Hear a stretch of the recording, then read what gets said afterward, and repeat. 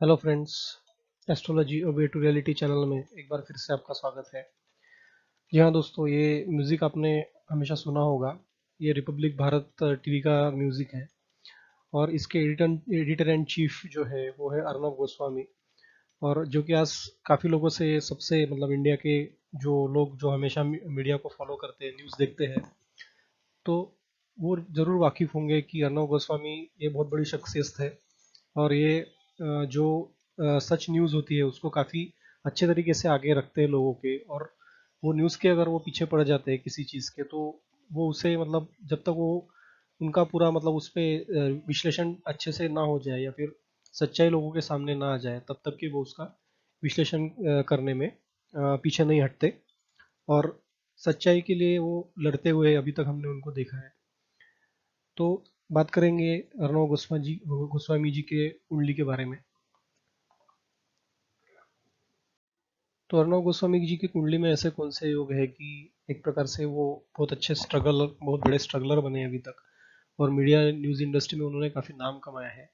और क्या कारण था कि उनका जो न्यूज़ चैनल है, जो उसको अभी 2 या 3 ही साल हुए हैं इस्टेब्लिश होके, रिपब्लिक मीडिया नेटवर्क, तो वो नंबर 1 के पोजीशन पे आ जाता है। तो बात करेंगे अर्णव गोस्वामी की कुंडली के बारे में, उनकी कुंडली के योगों के बारे में।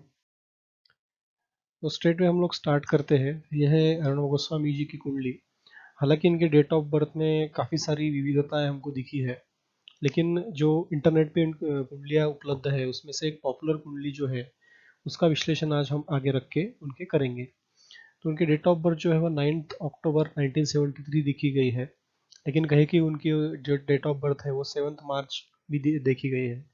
लेकिन कुंडली विश्लेषण के लिए जो बड़ी बड़ी साइट्स है, जो कि astrosage.com या फिर और भी काफ़ी सारी साइट्स है, तो उस पर ये एक ही हमको डेट ऑफ बर्थ दिखती है, और कुंडली उससे कहीं ना कहीं ये मिलती जुलती कुंडली होती है। तो इस कुंडली का विश्लेषण अभी करते हैं। यहाँ पे लगन में देखेंगे हम लोग, तो लगन में सूर्य बैठा हुआ है, जो कि एक काफ़ी अच्छा योग है। क्योंकि लगन में जब भी सूर्य बैठता है तो ये सूर्य अपने अगर मित्र राशि में हो या स्वराशि में हो या उच्च के हो, तो ये इनमें काफ़ी तेजस्विता आ जाती है पर्सनैलिटी में। और ये यही हम देख रहे हैं कि सूर्य जो है वो अपने मित्र की राशि में बुध में जाके बैठा हुआ है। तो ये बुध में कहीं ना कहीं एक बहुत अच्छा योग है, बुध के राशि में रहने से। यहाँ पे इंसान अच्छी चीज़ों के लिए जिद्दी हो जाता है, मेहनती हो जाता है। और जब तक अपनी बात वो आगे रख के लोगों से मनवा ना ले, वो शांत होकर नहीं बैठता। तो काफ़ी लड़ते हुए मतलब सिचुएशन से अपनी बातों को मनवाने का सामर्थ्य इनमें होता है। और ये बहुत अच्छे से मतलब जिस फील्ड में भी ये रहेंगे, ये बहुत निखरते हैं, सूर्य की तरह चमकते हैं। और एक लीडर की भांति उभर कर ये आते हैं, क्योंकि सूर्य सारे ग्रहों का लीडर है। और वही अगर लगन में बैठा हुआ हो, तो वो अपनी एनर्जी, अपनी तेजस्विता और लीडरशिप और एडमिनिस्ट्रेटिव क्वालिटीज इंसान को जरूर देता है। तो ऐसी कई कुछ इनकी पर्सनैलिटी में हमको देखने को मिला है कि जब कभी भी अपनी ये बात रखते हैं, ये काफ़ी जिद्दी से, काफ़ी जिद जिद करके और सच्चाई की ओर आगे बढ़ते हुए अपनी बातों को आगे रखने में समर्थ है। उसके बाद देखेंगे कि बुध जो है वो लगन का स्वामी होकर द्वितीय स्थान में जाके बैठा हुआ है। मतलब कि जिनका धन कुटुंब वाणी के स्थान जो होता है उसमें जाके बुध बैठा हुआ है। तो इनकी वाणी हमेशा काफ़ी मतलब बुद्धि से अपनी वाणी बोलेंगे, क्योंकि बुध जो है बुद्धि के कारक है, हमने पहले भी देखा है। तो जो लगन का स्वामी है बुध, वो ही अपने मित्र के राशि में मतलब शुक्र के राशि में बैठा हुआ हो, और वो भी द्वितीय स्थान में, तो इंसान की वाणी काफ़ी मधुर कर देगा। इंसान जब भी बोलेगा उसमें सच्चाई होगी, और उसमें एक प्रकार से आकर्षण होगा, लोगों को आकर्षित करने वाली इनकी वाणी जरूर रहेगी। और सूर्य का तेज और बुध की वाणी, ये काफ़ी अच्छा योग इनके कुंडली में यहाँ पे है। इसलिए इन्होंने मीडिया क्षेत्र में काफ़ी नाम कमाया। और आगे जाके भी ये जब बुध की महादशा चलेगी 2021 से, तो इनके वाणी में अच्छी निखार आएगी। ये काफ़ी अच्छा मीठा बोलेंगे और लोगों को अट्रैक्ट करने में अपने वाणी के से सक्षम रहेंगे। तो ये बुध की महादशा इनके लिए काफ़ी अच्छी होगी। बात करेंगे शुक्र की, जो पराक्रम स्थान में बैठा हुआ है। ये वाणी के स्थान का स्वामी होकर पराक्रम में बैठा हुआ है। तो मास मीडिया कम्युनिकेशन के स्थान में जाकर शुक्र बैठा हुआ है, तो काफ़ी अच्छी मास मीडिया यानी कि कम्युनिकेशन एबिलिटी इनको दे रहा है वो शुक्र। और बुध और शुक्र का एक काफ़ी अच्छा योग हम मान सकते हैं कि बुध वाणी के स्थान में और शुक्र जो है वो मास मीडिया कम्युनिकेशन और पराक्रम के स्थान में।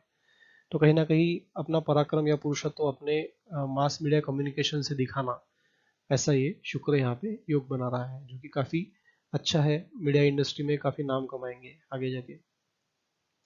राहु जो है चतुर्थ स्थान में बैठा हुआ है। हालांकि ये राहु इनके लिए मानसिक टेंशन और परेशानियों का कारक है। तो यहाँ पे चतुर्थ स्थान में बैठना कहीं ना कहीं ये पॉलिटिकल एंगल इनको दे रहा है राहु।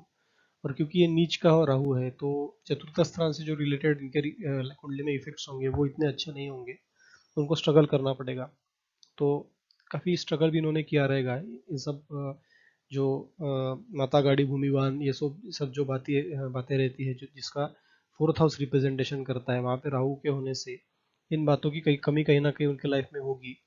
और उन्होंने अपने फाइनेंशियल चीज़ों की वजह से इसको कम भी करने का प्रयत्न किया रहेगा, लेकिन वो मानसिक टेंशन कहीं ना कहीं वो चीज़ें इनको जरूर देगी।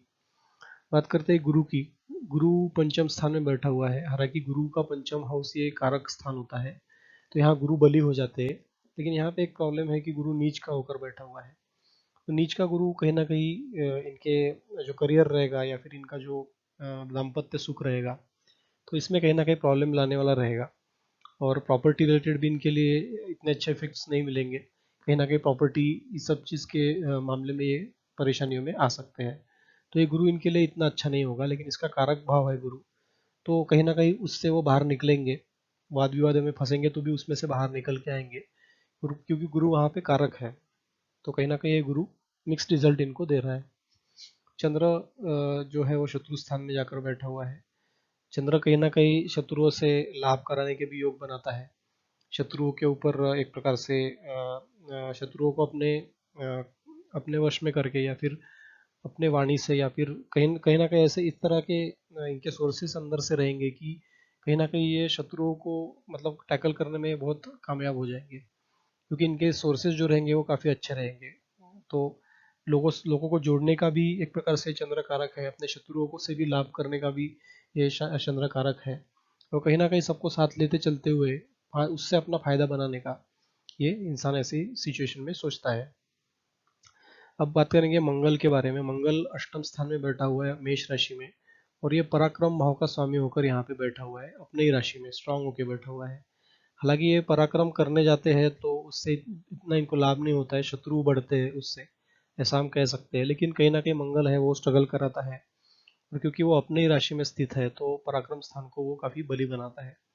तो बड़े बड़े शत्रुओं से टकराना, उनसे टक्कर लेना, और उनके मतलब उनके जो निगेटिव पॉइंट्स है उसको बाहर निकाल के फिर उससे लोगों को डिबेट्स करना लोगों से, इस प्रकार का पराक्रम स्थान का स्ट्रांग होने का जो कारक है मंगल, वो उनको एबिलिटी दे रहा है। तो हमने देखा है कि बड़े बड़े लोगों से ये मतलब पंगे ले सकते हैं, ऐसा बोल सकते हैं, या फिर उनको चैलेंज करके उनसे एक प्रकार से अपने पॉइंट्स रख के आगे उनको बताते हैं चीज़ें कि ये बातें तुम में कमी है, तो इसके पास मेरे पास उसके लिए ये प्रूफ्स हैं।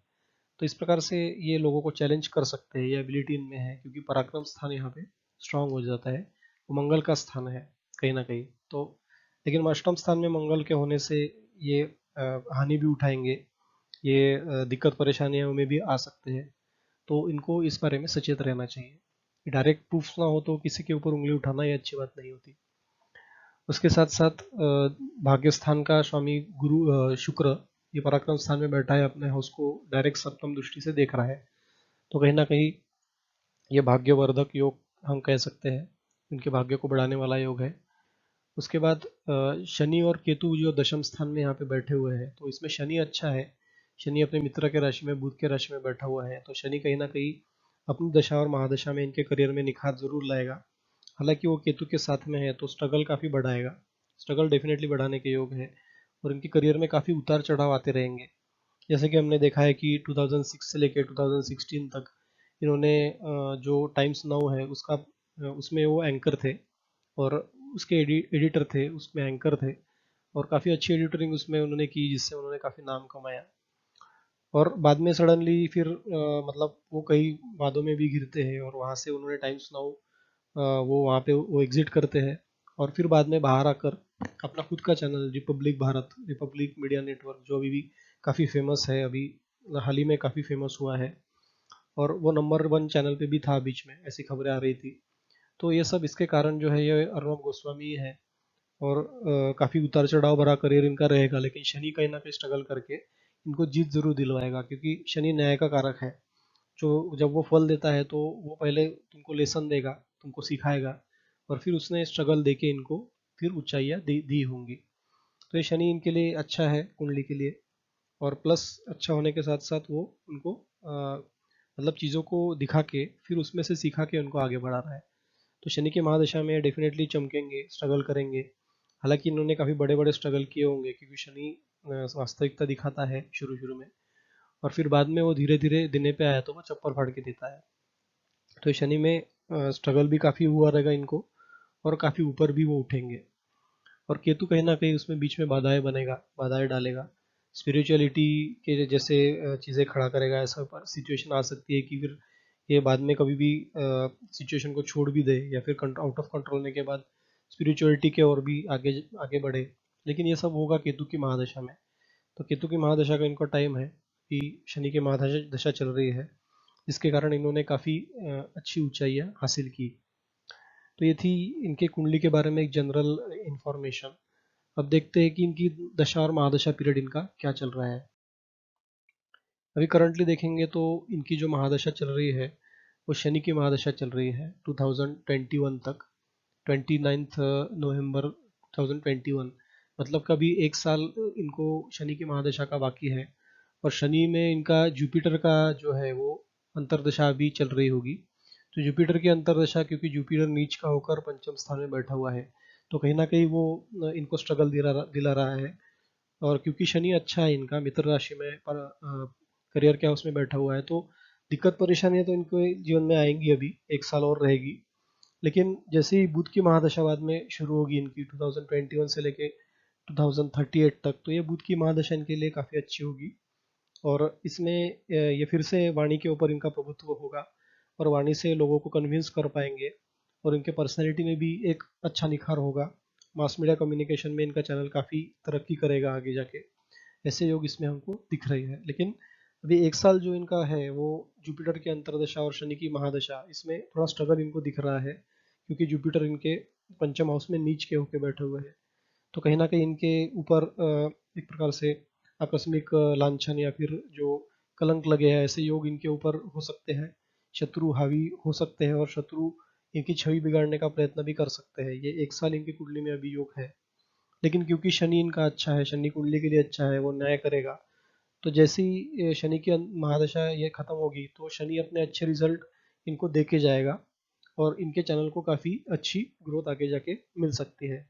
जब इनकी जुपिटर की सॉरी इनकी मर्क्यूरी की जब महादशा शुरू होगी 2021 से, तो डेफिनेटली इनके कार्य में प्रगति वृद्धि होगी। तो दोस्तों ये थी जानकारी अर्नब गोस्वामी की कुंडली के बारे में। इसके रिलेटेड जो भी सवाल है आप हमको पूछ सकते हैं, और कुछ एडिशनल इन्फॉर्मेशन आपके पास है वो भी हमसे शेयर कर सकते हैं। और हमारे चैनल को सब्सक्राइब ज़रूर कीजिए, क्योंकि आगे जाके और हम अच्छी अच्छी कुंडलियों का विश्लेषण ज़रूर करेंगे। और कमेंट बॉक्स में हमें, अगर आपकी किसी की कुंडली का विश्लेषण चाहिए तो आप हमें कमेंट बॉक्स में ज़रूर लिख के भेज सकते हैं। Till then thank you very much, and give support as usual. आपको अभी हम देख रहे हैं कि काफ़ी लोगों का सपोर्ट हमें मिल रहा है, और इसी तरह आप फैमिली से जुड़ते रहे, और आपकी क्वेरीज पूछते रहे, जिससे कि आप भी सीख सके, और हमारा भी नॉलेज इसमें से बढ़ सके। जो भी आप शेयर कर रहे हैं तो उसमें हमारा भी नॉलेज बढ़ सके। तो thank you very much, see you in the next videos, thank you.